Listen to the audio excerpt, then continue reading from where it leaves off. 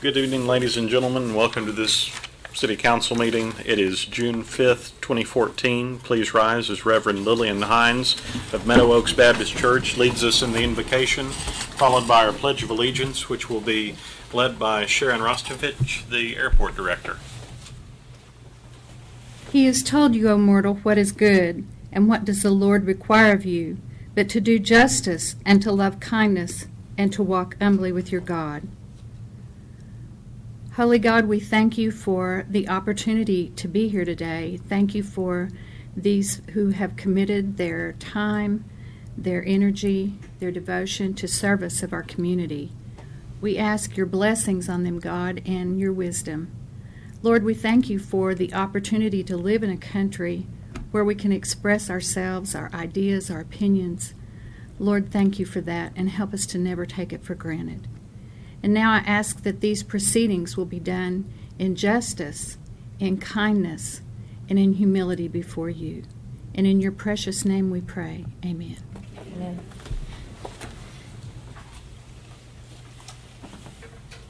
I pledge allegiance to the flag of the United States of America and to the republic for which it stands, one nation, under God, indivisible, with liberty and justice for all. Thank you both. Next, we have a public hearing. Item 3, presentation of the proposed Community Development Block Grant for 2014-2015 Annual Action Plan and Budget, including the funding recommendations for public service agencies for the Community Services Advisory Board. We have Ms. Myers and Ms. Williams. In front of you, you have the information regarding the Community Development Block Grant for the 5th year program year of the current consolidated plan. The annual action plan is basically a layout of how we propose to use the funds in the coming year, fiscal year 15 CDBG block grant year 14. And the funds we received this year, we've been notified that we'll get $386,000 for our entitlement funds from CDBG through the Housing and Urban Development, and this is a 4.5% decrease from last year. We will combine that with some prior funding allocations of just over $19,000 to have about $409,000 to use on CDBG projects.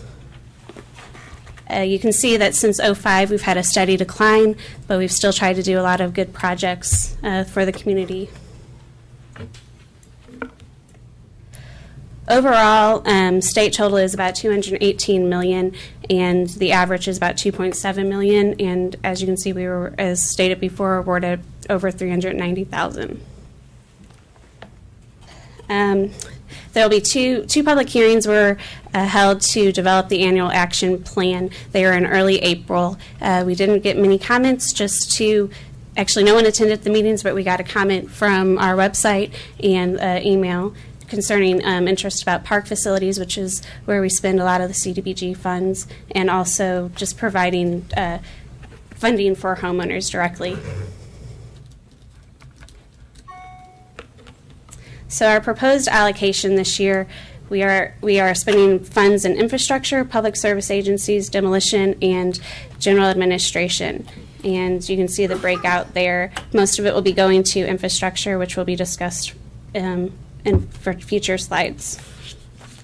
The first one is infrastructure, which we will be doing phase 2 of the renovations at Wilson Park that involve the playground area. And currently, I believe about a month ago, you approved the demolition and rebuilding of the pavilion and the restroom. So it will just then be focused on the playground and the shade structure over that playground. With the remaining funds in infrastructure, we will do other park projects if they exist. The public service agencies, at the last meeting in May, the Community Service Advisory Board reviewed all these applications from public service agencies for CDBG funds, and they have decided to award 4 of the 5 agencies, and their recommendation is as laid out in the slide before you, and this total is $54,600. And they met in April to decide all of these in like 5 meetings. We currently have a robust demolition program that seeks to demolish spot blight within the city, and it helps to enable the city to renovate vacant and dilapidated structures. And it just helps to with the neighborhood pride. And $85,000 will go to that. And that is our consistent funding level for demolition. General administration, we typically have about 14% historically that goes to general administration. We are proposing a 6% increase for this coming funding year due to the fact that we will be developing the next 5-year plan. And so we hope to get outside help from contractors to help us develop a more robust plan that will enable us to provide more funding, or to appropriately allocate our funding in the future to provide better projects. The action plan schedule is that in March 2014, we had citizen meetings and comments received through April, and then you're being presented the draft plan tonight.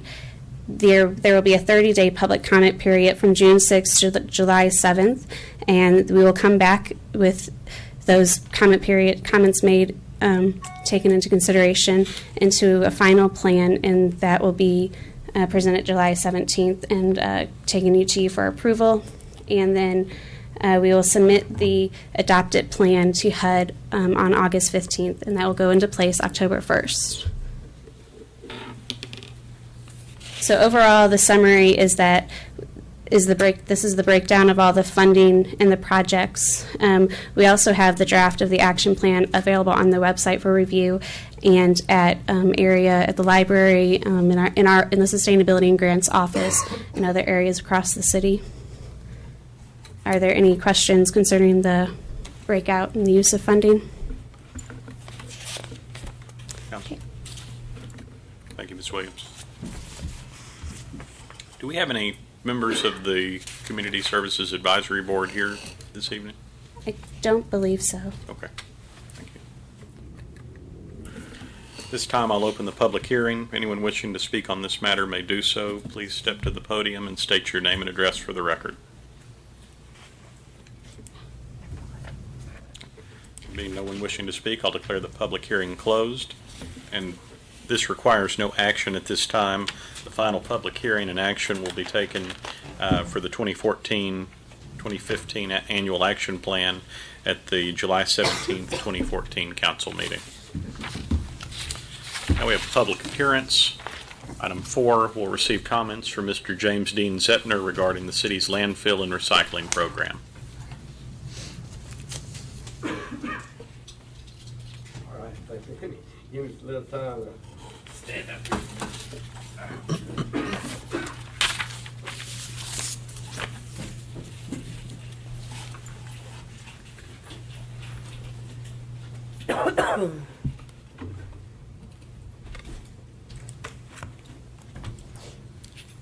And Mr. Zettner, would you mind stating your name and address for the record? Yes, sir.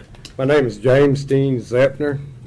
I reside at 402 South 26th Street with at my father's residence. My father's 95 years old. He's a veteran of the Pacific War in World War II, and I'm his caretaker. And about 2 years ago, we got into the recycling program, and in 6 months into the recyclable program, our can was taken away by the city employees. I've witnessed them. They dumped the can into the trash truck, then set the can down, and they grabbed the can and put it in the back of their pickup and drove off. So I kind of got my shoes on, went back. I couldn't find them in the neighborhoods where they went. So the following week, some guys come back through the neighborhood knocking over the cans, because when they checked the cans, they flipped the lids and the lids are too heavy, and it flips the can over. Whatever was in the can that they didn't want to take, it sit there and blow down the neighborhood streets.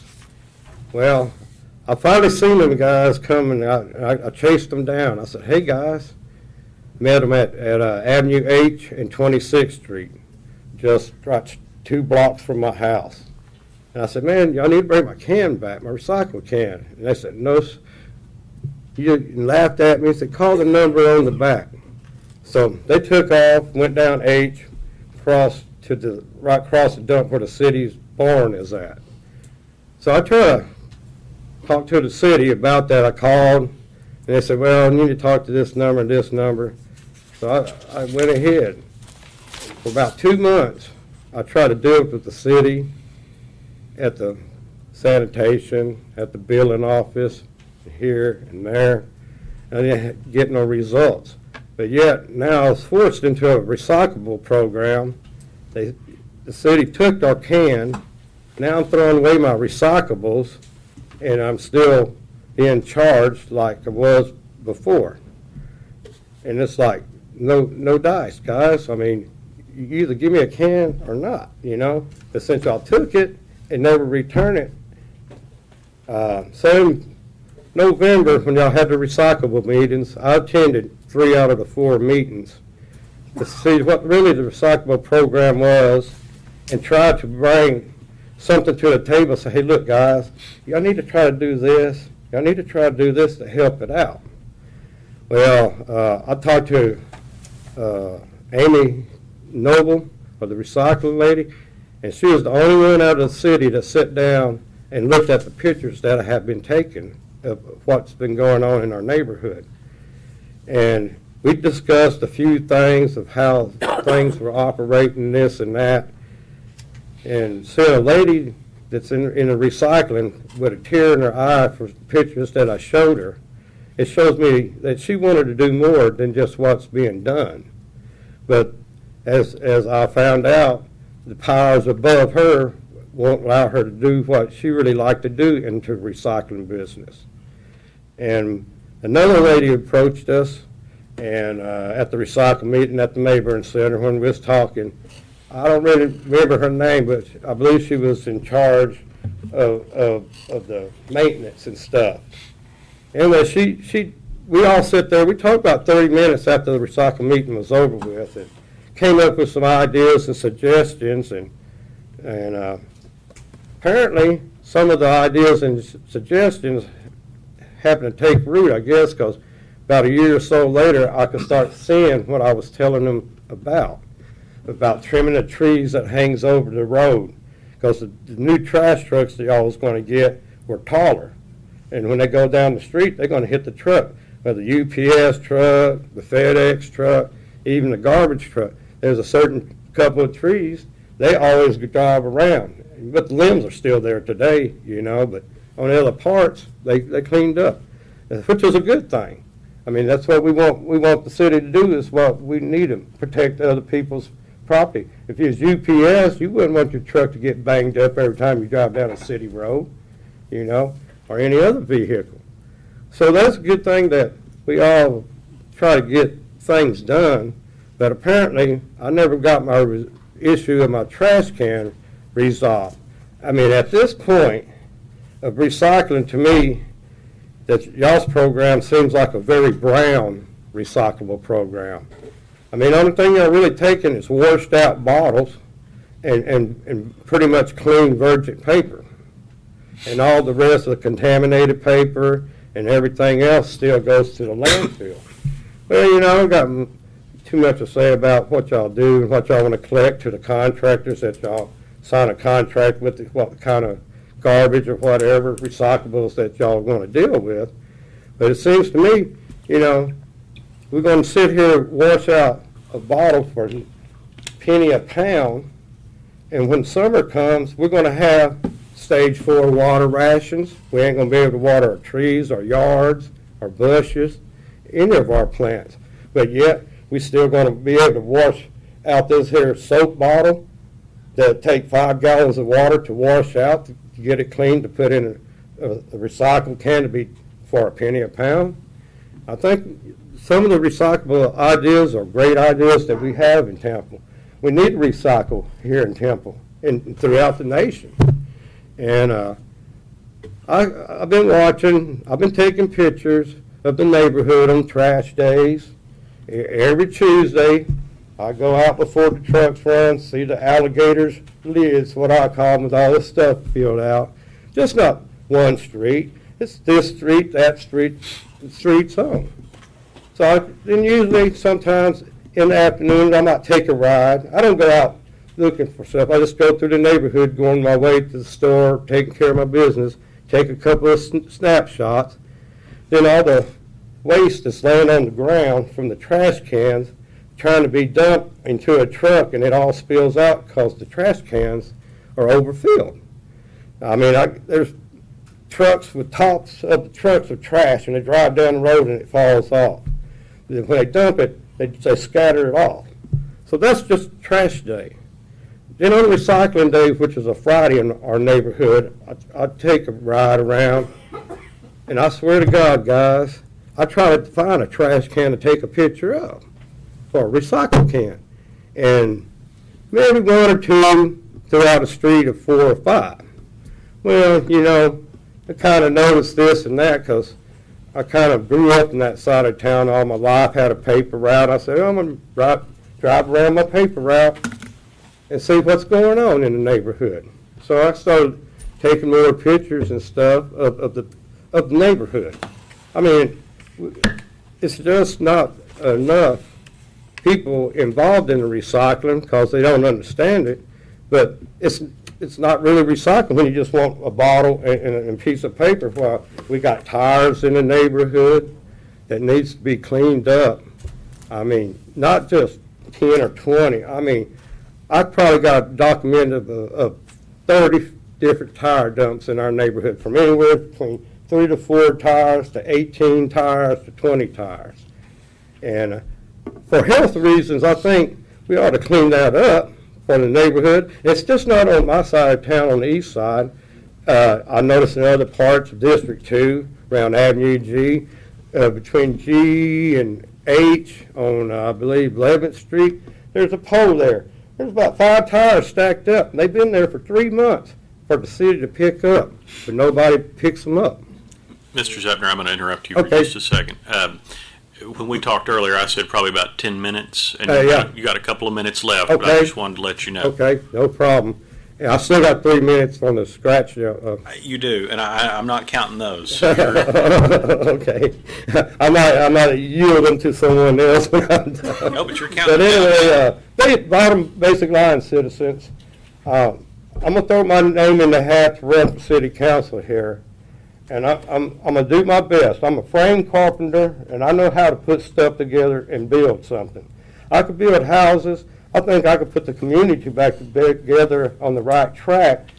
It won't take much. A little help from the city, a little help from the citizens, and we'll have a great place to live again.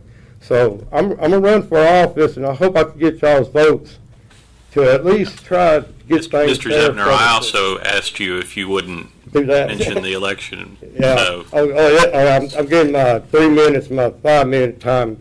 That's shame on me. But anyway, on the recycle project, I do suggest that if we could gather up the tires and maybe put them at a dump ground or something and figure out something later in time to do with them. But please get them out of the neighborhoods where the children ain't playing in the swamp of it, you know. But anyway, guys, I guess I'll go ahead and yield the rest of my time to whoever else is next in line or whatever, and In I'll the wait for my 3 minutes. Well, in the meantime, do you want to retry the recycling program? Really, Would you like your I'll be can back? honest with y'all, if I could get elected to this seat, I want to change y'all's recyclable program to a more, In the meantime, would you like your can back? well, sir, I figured in my plan, my trash is better off in the dump because I'm going to recycle it if I get elected to the seat, because I'm planning on trying to recycle here in Temple and create jobs and not send them to Travis County and Austin. So probably no. Yeah, no. I'd already been this long throwing stuff away. What's the change, you know? All I mean, right. penny a pound, I'm gonna save my water for my garden. Thank you, thank you, Mr. Zepner. Thank y'all, guys. Thank right. y'all citizens for listening to me. Section 4, public comment. Citizens who desire to address the council on any matter may do so prior to this meeting. Public comments will be received during this portion of the meeting. Please limit comments to 3 minutes. No discussion or final action will be taken by the city council. And this is actually not written down for me to say, but I'm going to make a request. Since we are in the middle of an election cycle, I can't require you to do this, but since this is not the appropriate time for campaigning or electioneering, you can talk about anything that we've talked about in the past year. You can talk about guns, pot-bellied pigs. You can talk about our pomposity and overbearing nature. Just pretty much anything that you want, but I'm just making the request that, no, that's fine, that let's just keep the campaign out of it, and there will be plenty of time for that outside City Hall.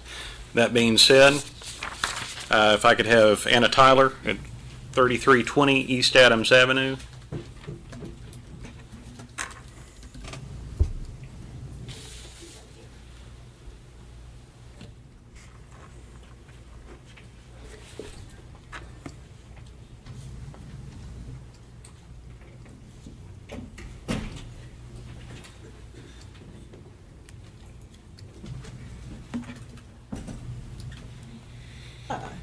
Your clock's not ticking yet. You're up. Because of your comment, I want you to look at this and see if this is okay. You can say whatever you want to. That was just a request that I made, Right. and Yeah.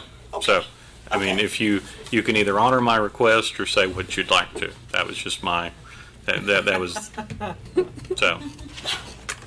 Okay, well, I'm just gonna make this short and sweet. My name is Anna Tyler, and I'm here because up until now, other than to vote, I've never really involved myself with local government. But I find it astounding that a council person who has been adjudged guilty of malfeasance resigned, and then a few short weeks later declares candidacy in the special election caused by their breach of the ethical trust into this community. It is a little too late to do the right thing now. However, I feel it is your duty to our community to revise our city charter so that this never happens again, and hopefully as expeditiously as possible. And while I'm not privy to the specifics related to the cost of the election, I've heard that it's likely to be in excess of $10,000. And that is a cost that is access to every resident of Temple.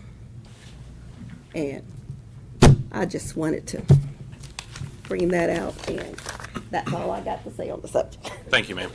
Thank you.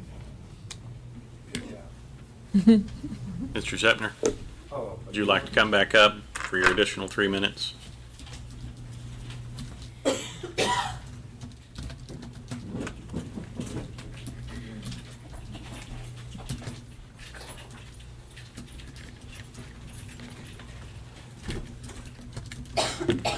Y'all ready to repeat my name and address again?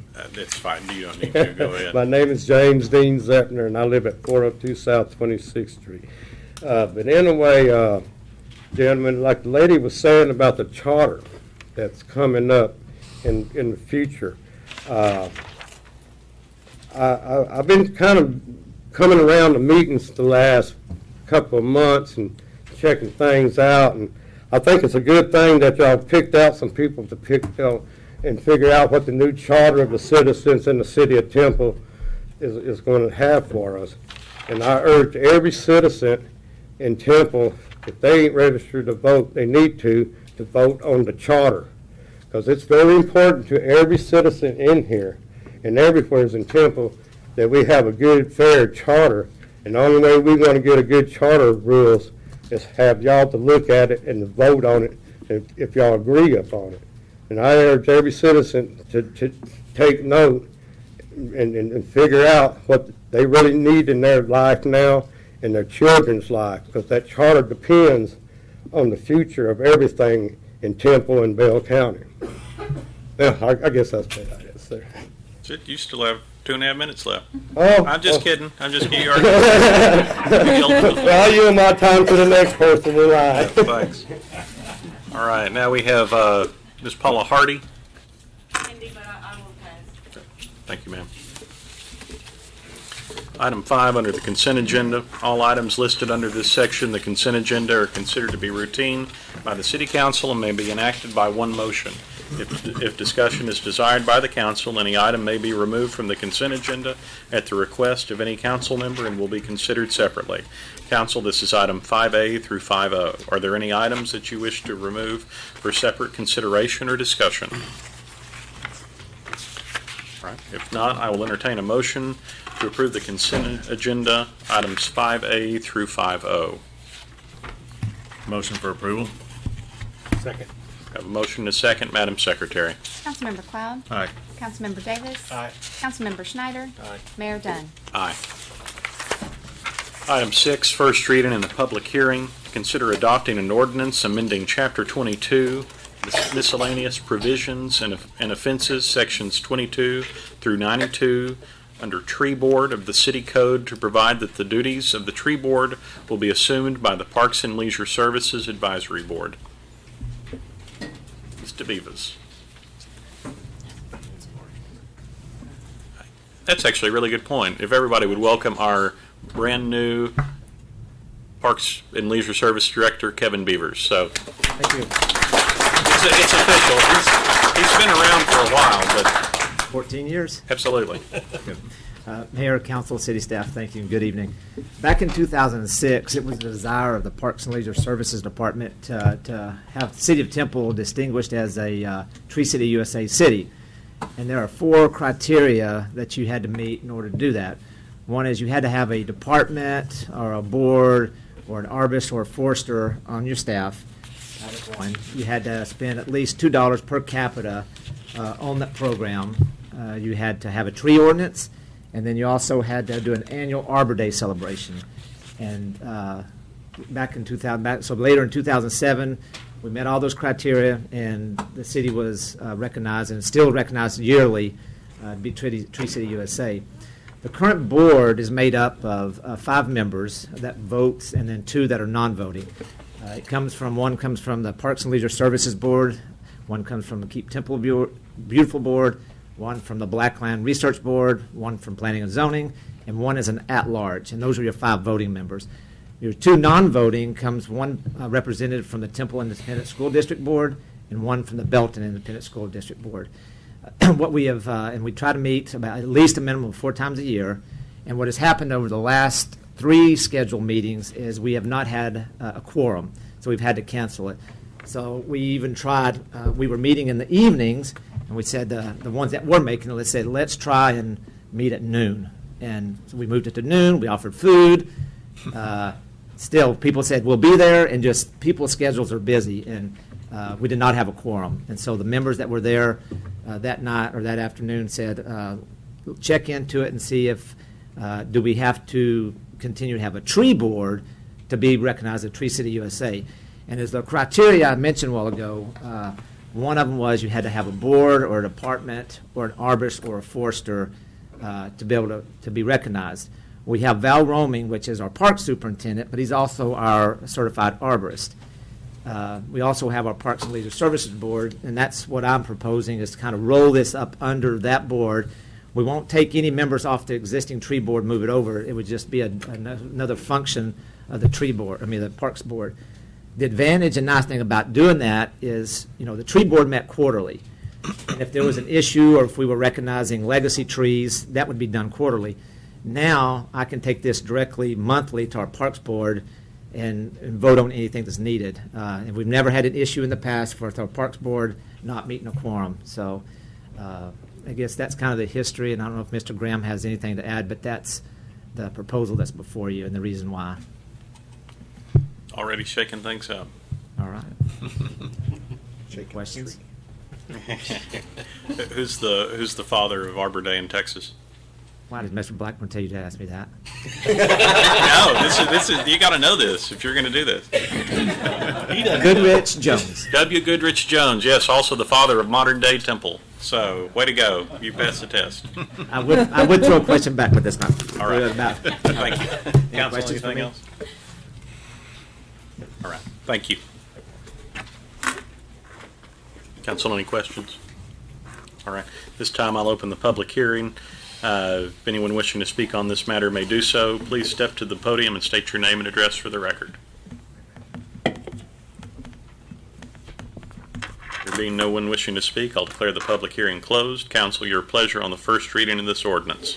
Motion to approve. Second. A motion and a second. Madam Secretary.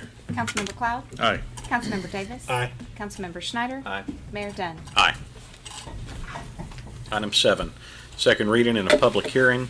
Consider adopting an ordinance authorizing an abandonment and conveyance of a .041 acre portion of Carriage House Drive, and B, release of a portion of an adjoining 10-foot utility easement in order to reconfigure and replat lots 12 and 13, Block 9, Carriage House Village, Phase 1. Mr. Baker. Thank you, Mr. Mayor, City Council. This property, the two properties are located on Carriage House Drive and are being requested by Turley Associates on behalf of RTC Construction. The abandonment will allow for the two front lots to allow for the sale of those two lots. And as part of our review, private utility providers were notified. AT&T did disclose that they had facilities in the easement, and if the abandonment ordinance is approved, will become effective with the recordation of the plat. That'll protect those easements in the transition. Water and sewer are available and are in place for the two properties, and no objections from Public Works were received. Local government code applies in this situation, and the abandoned right-of-way is eligible for donation to adjacent property owners, and that being the case, no appraisal was required. As part of this process, a replat is required, and that has been submitted, is in review, or the review rather is complete, and is pending the abandonment of the easement. In terms of zoning, both lots 12 and 13 have SF3 zoning, which has a 15-foot front setback, and the surrounding property is within SF2 with a 25-foot setback. The replat shows a 25-foot building line, and that will, for lots 12 and 13, protect the integrity of that setback line being consistent with the surrounding areas, and there would be no issues related to setbacks. Just some brief images of the right-of-way abandonment located. It's a radius bulb, and the easement located in the hatched area. The current configuration on the map, again, shows this radius bulb, and the replat would flatten that out and essentially make it, or bring it in line with the adjacent subdivision. Staff recommends adopting the ordinance as presented in the item description, abandoning a portion of Carriage House Drive and a portion of a 10-foot utility easement that's located in front of lots 12 and 13. And that does conclude my presentation, and I'm available should you have any questions. Thank you, Mr. Baker. Council, any questions? Thank you. This requires a public hearing. At this time, I'll open the public hearing. Anyone wishing to speak on this matter may do so. Please step to the podium and state your name and address for the record. There being no one wishing to speak, I'll declare this public hearing closed. Council, your pleasure on the first reading of this ordinance. Second and final reading of this ordinance, pardon me. Motion to approve item 7. Second. A motion and a second. Madam Secretary. Councilmember Cloud? Aye. Councilmember Davis? Aye. Councilmember Schneider? Aye. Mayor Dunn? Aye. Item 8, A and B, second reading in a public hearing. Consider adopting an ordinance authorizing the annexation of 136.576 acre tract of land located to the north of the Highlands and west of the Windmill Farm subdivisions, abutting the city limits boundary to the north and west, situated within part of the John J. Simmons Survey, abstract number 737, and the George V. Lindsay Survey, abstract number 513, Bell County, Texas. And B, which also a second reading in a public hearing, consider an ordinance adopting permanent zoning upon annexation to single-family 2 district on 136.576 acres and granting a rezoning from Urban Estate District, Agricultural District, and Single Family 1 District to Single Family 2 District on a total of 57.298 acres, all being located east of the campus at Lakewood Ranch, Phase 8, and extending to the west side of Windmill Farms, Phases 1 and 2, and north of the Highlands. Hello, Mayor and council members. That was quite a mouthful, and I'll try to explain why both of those items are grouped together. The first part of that, Part A of 8, deals with the voluntary annexation. And so I have that on the screen. Basically, as you described in the item description, this area is north of the Highlands, and it is west of Windmill Farms, and it's this whole area right in here. Just to give you some background, the petition was approved by City Council on April the 3rd, 2014. We had 2 public hearings to present the municipal service plan. Those were on April the 17th and April the 21st. Also, we had the first reading at City Council on May the 15th, 2014 for the annexation and the zoning. And then tonight is the second reading with the public hearing. Also, Part B of this involves 2 zoning requests, ZFY 1429 and ZFY 1431. Both of these rezonings are for a residential subdivision, and a portion of the request is for the area that is before you for the voluntary annexation. And just to give you some background, the ZFY 1429 request is to establish permanent zoning of single-family 2 upon the approval of the voluntary annexation. And ZFY 1431 is a request for rezoning from existing ag, urban estates, and single-family 1 to single-family 2. So both segments are for the same zoning district of single-family 2. And I have pictures on the screen. This is a picture of the area from Richland Drive. And then on the bottom picture is just a picture of the area from the North Highlands area. And on the screen, I have the whole area shown in yellow. This portion right here, the north portion, is the portion that is up for approval for the voluntary annexation. The rest of the area is within the City Temple limits. And just the surrounding properties to the north, we have agricultural and single-family residential uses. To the east, we have the view towards Windmill Farms. To the south, we have the North Highlands area. This is taken from the intersection of St. Andrew's Place and Inverness Road intersection. To the west are agricultural, single-family residential uses. And so for the proposed single-family 2 district, some of the allowed uses are within the residential are single-family detached dwellings, family or group homes, industrialized housing, and then non-residential uses that are allowed are farm, ranch, orchard, or gardens, or the places of worship. Uses that are prohibited in the single-family 2 district are HUD code manufactured homes and land lease communities, patio homes, single-family attached dwellings, townhouses, duplexes, zero lot line dwellings, halfway houses, and retail and commercial uses. And for single-family 2 development standards, I have minimum lot sizes, and with the minimum lot size being 5,000 square feet, minimum lot width being 50 feet, minimum lot depth being 100 feet. What I have on the screen are minimum lot sizes, but the development that is proposed actually exceeds all of these minimum lot widths and lot sizes. The future land use and character map actually shows this area for suburban residential, and so the request is in compliance with that request.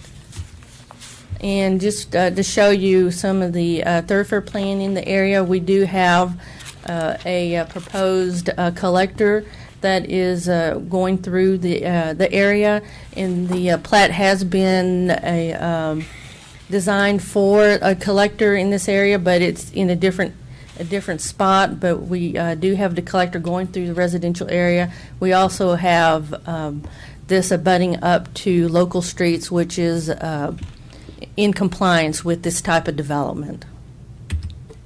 And basically on the screen I just have some of the existing utilities. There is water that is available to the site, as well as sewer also to the site. And the plat, which was recently approved, actually has designed water and sewer going throughout the property. We sent out 53 notices for the portion designated as FY 1429. We sent out 53 notices. We only got one that was in disagreement, which is shown here in the Windmill Farms area. We did not receive any that were in agreement. For the portion that is designated as FY 1431, we sent out 55 notices, and we received 3 in disagreement.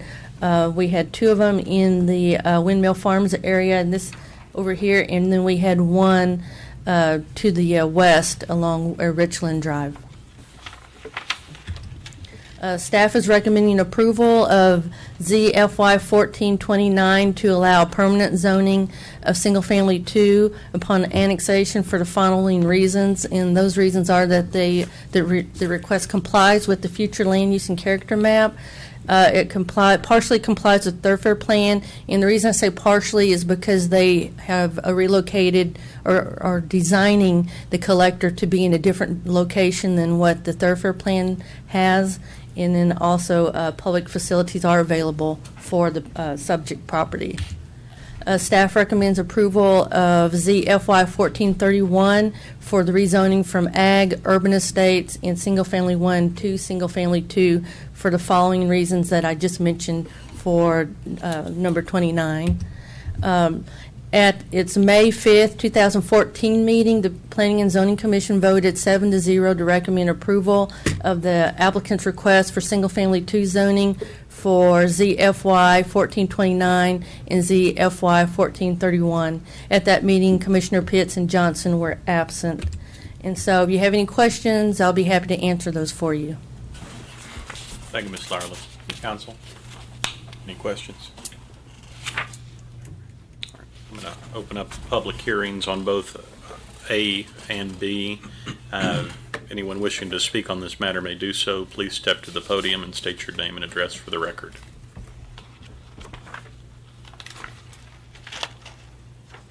All right, there being no one wishing to speak, I'll declare the public hearing closed. Council, your pleasure on the second and final reading of this ordinance, and we can take items 8A and 8B together, if you wish. Mr. Mayor, I would move for approval of item 8A and 8B. Have a second. A motion and a second. Madam Secretary. Councilmember Cloud. Aye. Councilmember Davis. Aye. Councilmember Schneider. Mayor Dunn. Aye. The resolution's 9. Consider adopting a resolution authorizing an appeal of standards in Section 6.7.5J of the Unified Development Code related to the I-35 corridor overlay zoning district for a wall sign for a new Hampton Inn hotel located at 3816 South General Bruce Drive. Mr. Chandler. All right, thank you, Mayor and Council. Just to orient you to the site for this new Hampton Inn, this is obviously an old aerial before it was developed, but you can see the orientation of the lot. One side facing Dodge and Loop and one side facing I-35. And so the appeal for this existing hotel is for an additional wall sign per the I-35 standards, which allow a maximum of 2 wall signs. And because of the unique orientation of the building at that location, they've identified a need for that additional sign. And so just to show you the existing signs, this is the one actually on the rear of the building now, which is actually less than the maximum square footage allowed within the corridor. And here's the front sign, very similar, but also significantly less than the 300 square feet allowed for a wall sign within the I-35 overlay. And here's just to show you their third sign that is allowed by code, which is a pylon sign, also significantly less than what is allowed in height and also area for the I-35 overlay. Significantly, it's about half the height allowed, and 40 square feet is the size. 225 is allowed by right. And so the proposed signage would be essentially facing the intersection of I-35 and Dodge and Loop, and the applicant has provided some photos to show what that currently looks like as well, to be able to identify the need. And here's the site plan. You'll notice the north arrow down here is it's turned about probably 120 degrees, but here's the front, here's the rear, and this is the one that is asking for the new wall sign facing the intersection. And so the photos probably show you better than anything else could in terms of identifying the need. And here north on the frontage road, you can see that bare wall, which is where they're requesting the third wall sign. And there's the wall sign from northbound I-35. Staff recommended approval as submitted, and P&Z recommended approval at their May 19th meeting, unanimous approval at that. And the applicant is here as well if you had any questions for him, but I'd be happy to answer any questions that you might have as well. Great. Thank you, Mr. Chandler. Council, any questions? Any questions for the applicant? If there's no discussion, I'll entertain a motion. Motion for approval. Second. Motion and a second. Madam Secretary. Councilmember Cloud? Aye. Councilmember Davis? Aye. Councilmember Schneider? Aye. Mayor Dunn. Aye. Item 10, consider adopting a resolution authorizing an appeal of standards in Section 6.7 of the Unified Development Code related to the I-35 corridor overlay zoning district for landscaping, signage, screening, and utilities for the redevelopment of the McDonald's located at 1601 West Adams Avenue. Okay, thanks again, Mayor. This McDonald's at 1601 West Adams was built in 1974, I believe. And so this would allow for the complete redevelopment, so scraping the lot and starting new, which triggers all of the I-35 standards. And so they have a relatively short list of standards that because of the tight site, they were either unable to accommodate or the economic feasibility was determined to be such that they couldn't comply. And so starting with the landscaping, the landscape section of the I-35 overlay requires a 25-foot front landscape buffer, 10 feet landscape buffers on the side, and 10 at the rear. Also, it prohibits parking within the landscape buffers. And lastly, a 6-foot width of foundation plantings along 70% of any visible building facade. And so just to show you the landscape plan, which you can see Adams is actually to the right here, but just to be able to fit the entire plan in, you can see that they're proposing landscaping essentially anywhere where there's not paving related to parking, sidewalks, or drive-through. And so where they have proposed landscaping meets the code in terms of types of plants and even the width in sections, but we have parking within the front landscape buffer here. And so you can see, just generally speaking, all the landscaping that's proposed.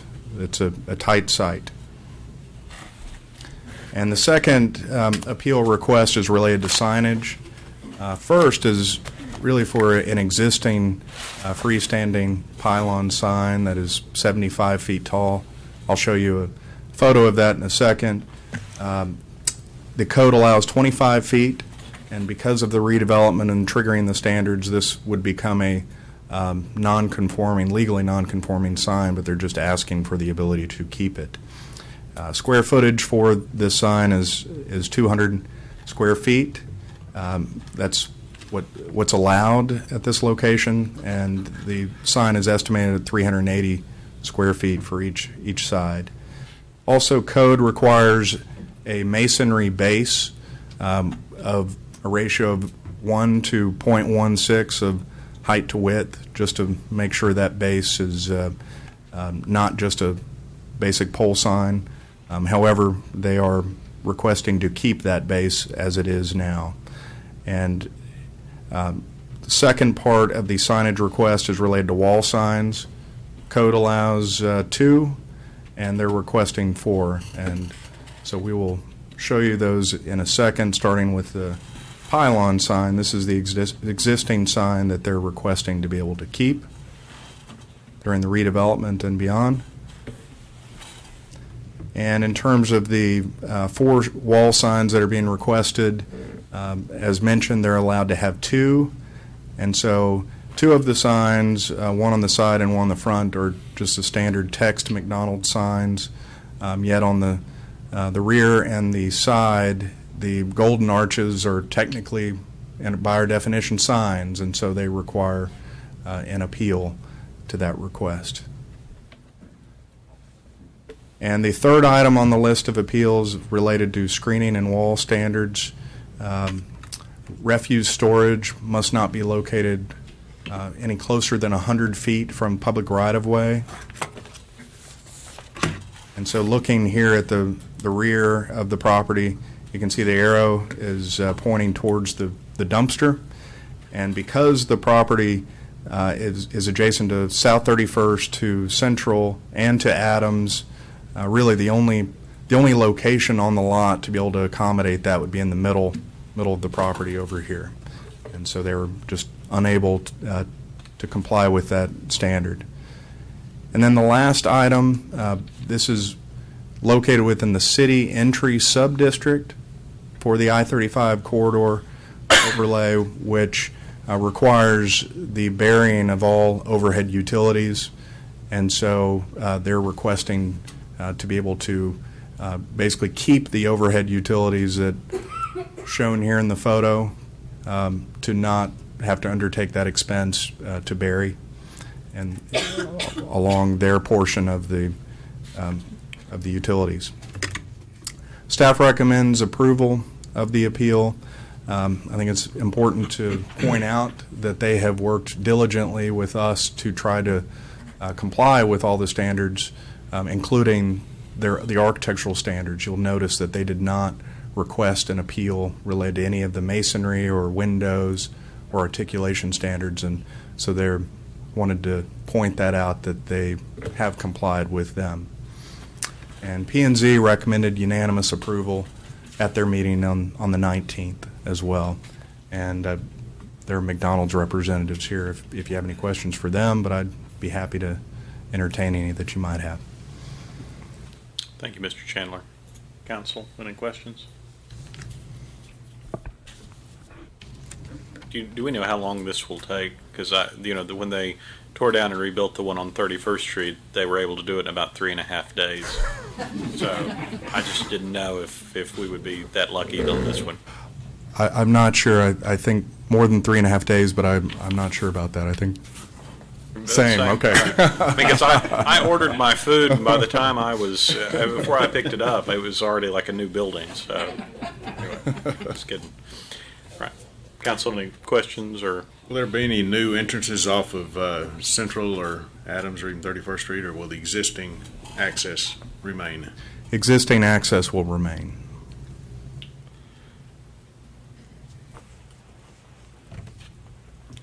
Council, if there's no further discussion, I'll entertain a motion. Motion to approve. Second. A motion and a second. Madam Secretary. Councilmember Cloud? Aye. Councilmember Davis? Aye. Councilmember Schneider. Aye. Mayor Dunn. Aye. Item 11, consider adopting a resolution appointing representatives to the Board of Directors for Temple Economic Development Corporation. Mayor, I wonder if item 12 is somewhat related, if you could, maybe we could take those together. Sure thing. I'll read item 12. Consider adopting a resolution approving certain amendments to the bylaws of the Temple Economic Development Corporation. Thank you, Mayor and members of the council. These two items are two resolutions. One, the first resolution appoints two, well, let me take those in reverse order. The bylaw changes, which are item 12, there are two amendments. One is for a temporary increase in the number of directors on the board from 15 to 16. That's due to in the organization of that board, you have the chairman of the reinvestment zone also serves on that. That chair is on the board. They're wishing to continue him, and we've had a change at the RZ level, so they're asking just for continuity that we have a one-year increase. The City of Temple is the sponsoring entity for the TEDC, and we're required to approve bylaw changes. Their board has approved this, and they're asking for your consideration of that. And it'd be again just a one-time increase in that. Item 11 is to affirm the the second change in there. And that item is to change some of the language in their bylaws about approval of certain purchases and agreements, and it reads that the president shall have authority to enter into contracts for more than $25,000 with the prior written consent and authorization of the board. And again, the board of directors also recommends that change to you. So the resolution would approve both those, the temporary increase and this language requiring approval, written consent and approval of the board for over $25,000. The other item, item 11, affirms the appointment as the sponsoring entity. You approve all appointments to the board, and we're asking you to affirm the appointment of Bob Browder for a term that would expire September 30th, 2015. And again, that's timed for your temporary increase in the numbers. Steve Wright, and also Kenny McCarty to the board. And I'll be glad to answer any questions you might have. Do recommend your approval of these two items. Council, any questions for Mr. Graham? We are able to take 11 and 12 at the same time. Yes, sir. All right. I'll entertain a motion to take items 11 and 12. Motion to approve items 11 and 12. Second. We have a motion and a second on items 11 and 12. Councilmember Cloud. Aye. Councilmember Davis. Aye. Councilmember Schneider. Aye. Mayor Dunn. Aye. Item 13, consider adopting a resolution authorizing a Chapter 380 agreement with Criterion Management Group, LLC, and Temple Historic Arcadia Theater, Inc. regarding the redevelopment of the Han Hotel and Arcadia Theater properties. Thank you, Mayor. I think we have some good news for you today. The item that you have in your packet is a resolution that would authorize a Chapter 380 agreement with Criterion Management Group. I'll just kind of give you a little background on the history of both the Han and Arcadia and the beginnings of this agreement.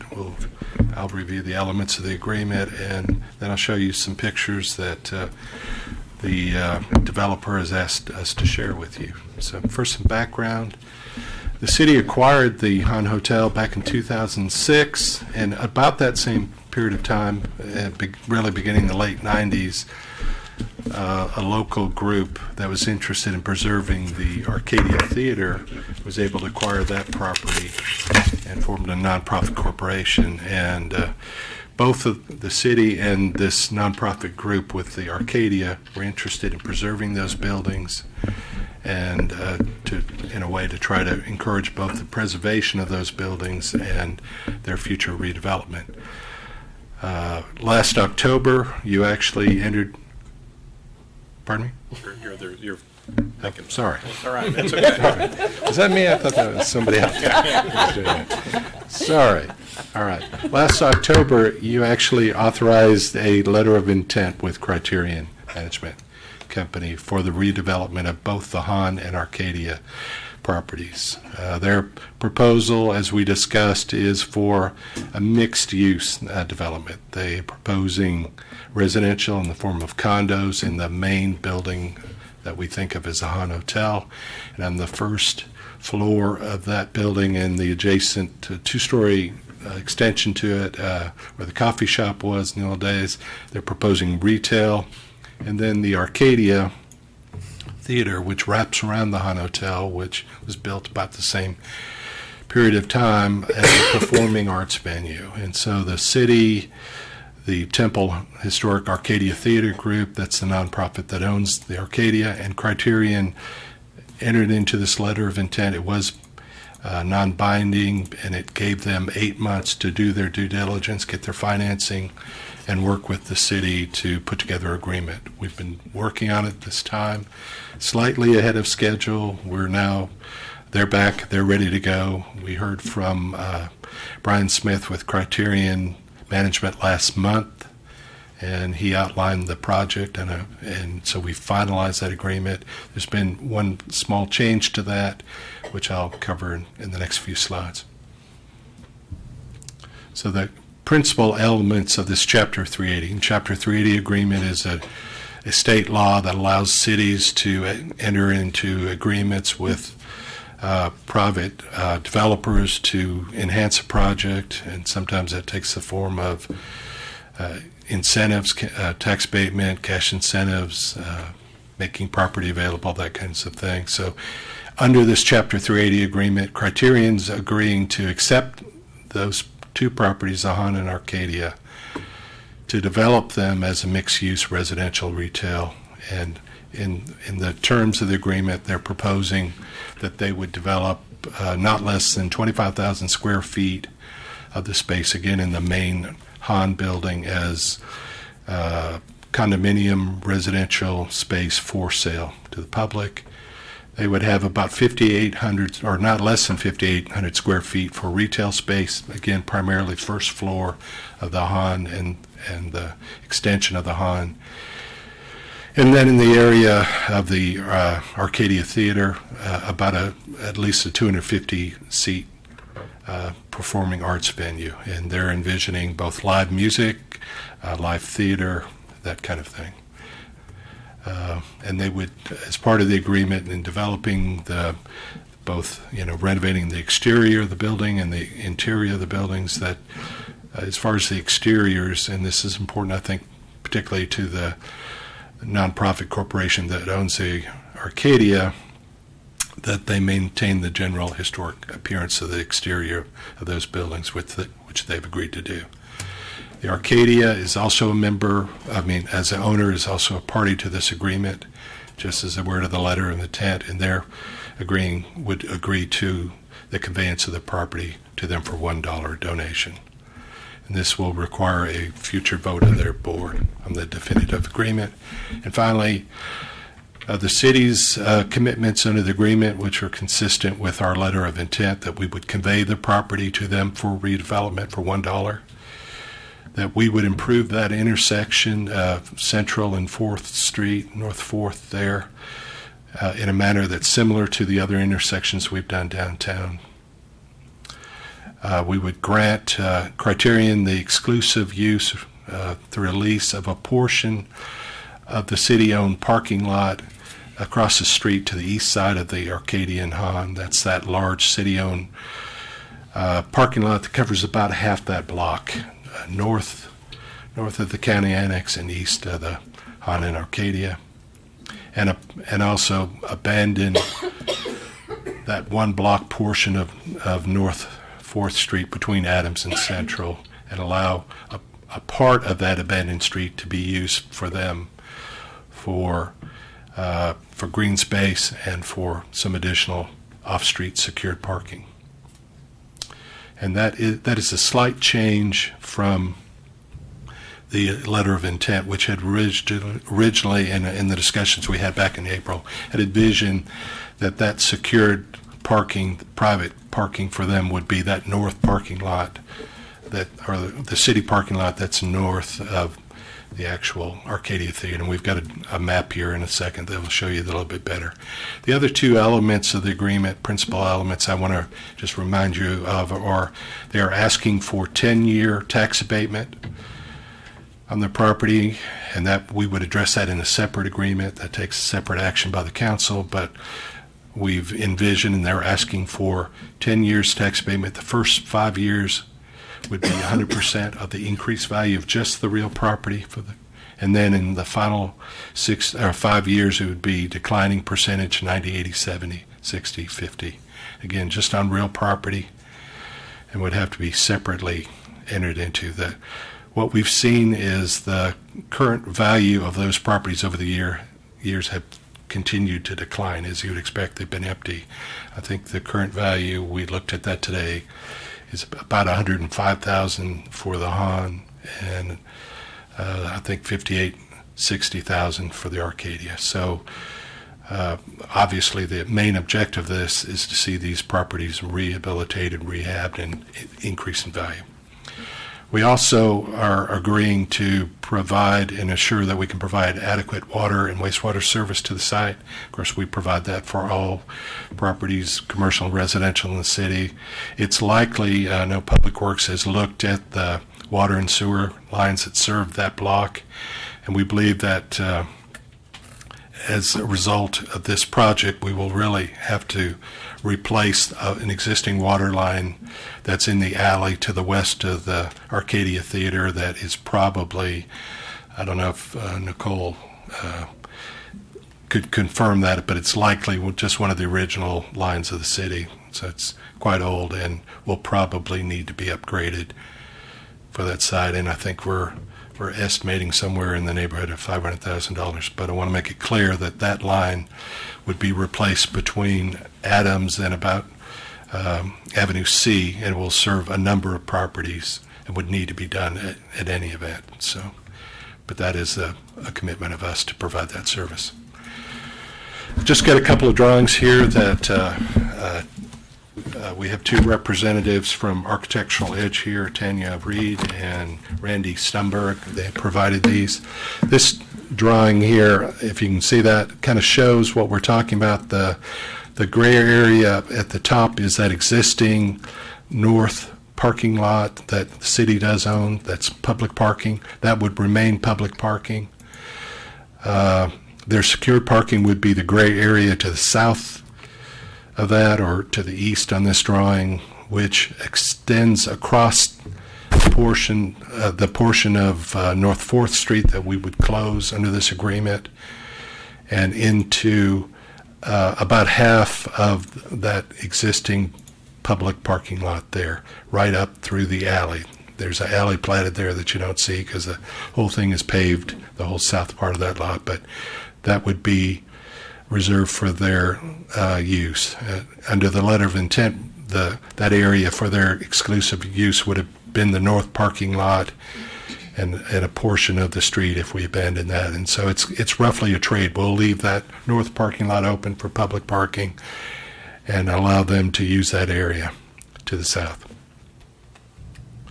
This is kind of a side elevation from Central, looking at it and just kind of looking left to right. That left area looks a little bit like the Alamo, is the Arcadia Theater. That's that long kind of area that you enter into the theater. The theater is actually hidden mostly behind the other buildings. The next little short area, 2-story, is the old coffee shop area. Then you're seeing the Hahn itself.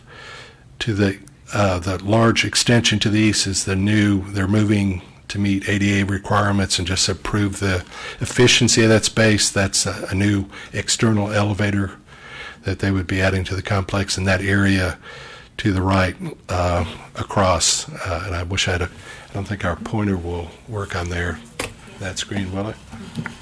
But David, don't let me shoot you in the eye here, but that area right there is would be part of the securing of the public parking lot area, so it's extending across the closed street, and half of that existing parking lot to about the the side of or to the other side of the alley that would divide that.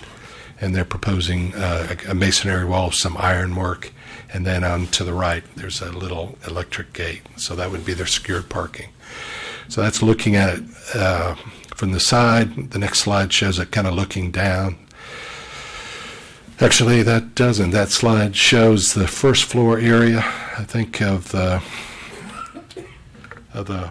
Han and Arcadia. So you've got the retail area and some egress area, and then the common area going into the theater at the top, the performing arts area. The next slide shows kind of the second floor area, which is that kind of orange area you're seeing is a kind of a support area, common area for all of the condo units. So you could have meeting rooms, fitness areas, that kind of thing.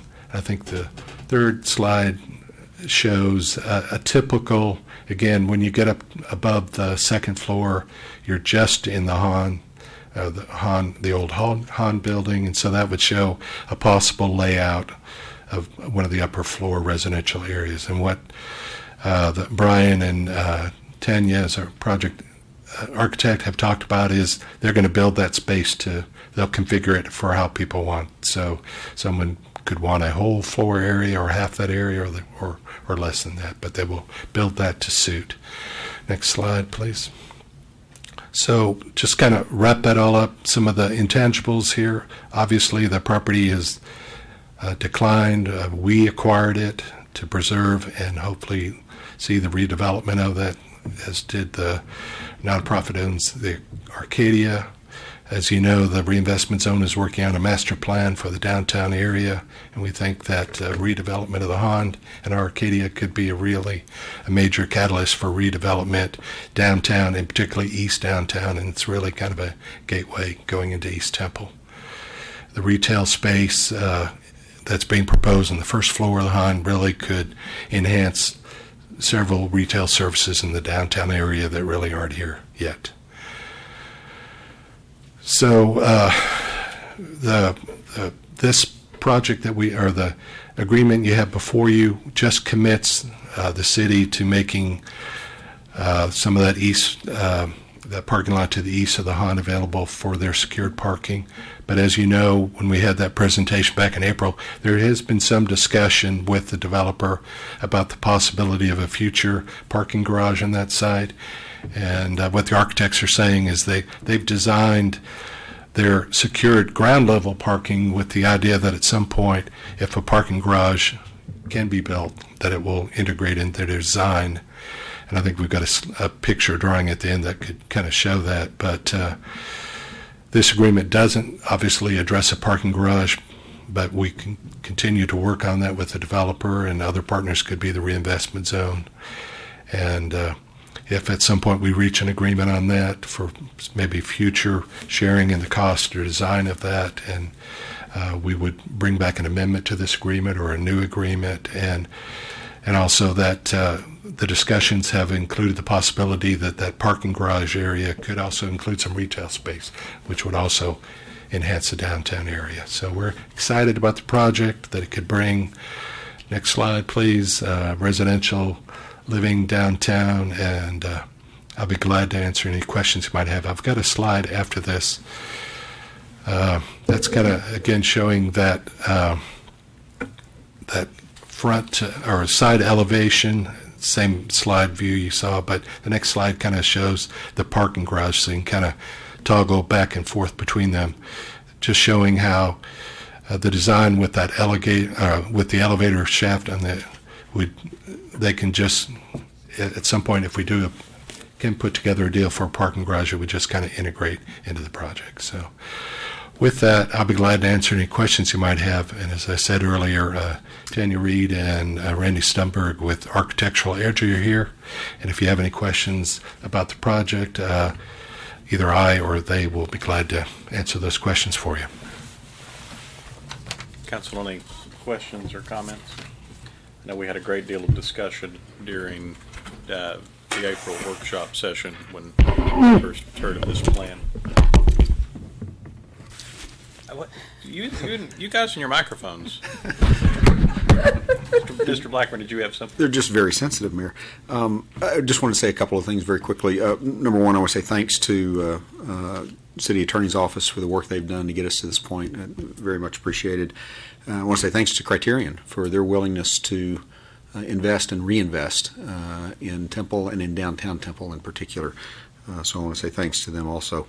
When the city acquired this property, there was really two purposes, I think, associated with it, and Jonathan touched on both of those, but they were really toward a singular purpose. But one purpose was to preserve a legacy building that we have in the community, and a second purpose was really to turn that building back on, to get that building back on and that facility back on to and into private hands. And so really we viewed, from the city's perspective, us to be a holding agent and simply waiting for the right time and the right developer to come along so that we could do that. And I think you have all of those things in place tonight, so I appreciate again the work done by Mr. Graham and his office as well as the Criterion. Thank you. Any comments, Councilman? Exciting project. Thank you.